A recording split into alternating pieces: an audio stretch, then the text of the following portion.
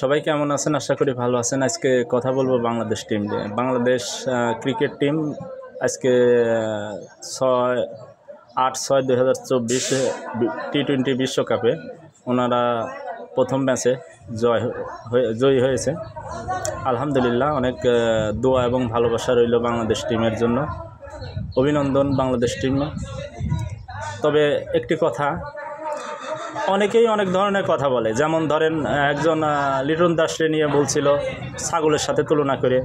লিটন দাস ভাই তো খারাপ খেলে না, আজকে আলহামদুলিল্লাহ অনেক ভালো খেলছে। তৌহিদ হৃদয় ভাই ভালো খেলছে। বিশেষ করে আমাদের মাহমুদুল্লাহ রিয়াদ মুরব্বি তো অসাধারণ খেলছে। মুরব্বি না থাকলে হয়তো কি হয়তো সেটা পরের বিষয়, কিন্তু মুরব্বি অসাধারণ ভালো খেলছে। আরে ভাই, আপনারা যারা নেগেটিভ চিন্তা করেন, কেন এত নেগেটিভ চিন্তা কেন? লিটন দাসরে নিয়ে আপনারা ছাগলের সাথে তুলনা করলেন।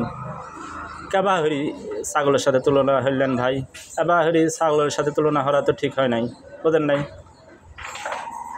আর এক বরিশালের ভাই, উনি অমনু, তুমি এইভাবে যে করলা যে মাহমুদুল্লাহরে, মানে ওই যে কি যেন বলে মাহমুদুল্লাহর, ওই যে আমি মুখে আনতে পারতেছি না, নেগেটিভ জিনিস যেটা সৌম্য সরকারের খাইতে বললা, এটা কি ঠিক করলা?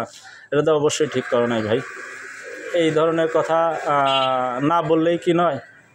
কিছু ভিউ, কিছু মানে পাওয়ার জন্য একজন মানুষকে পচানোকে ঠিক হয়েছে আপনার?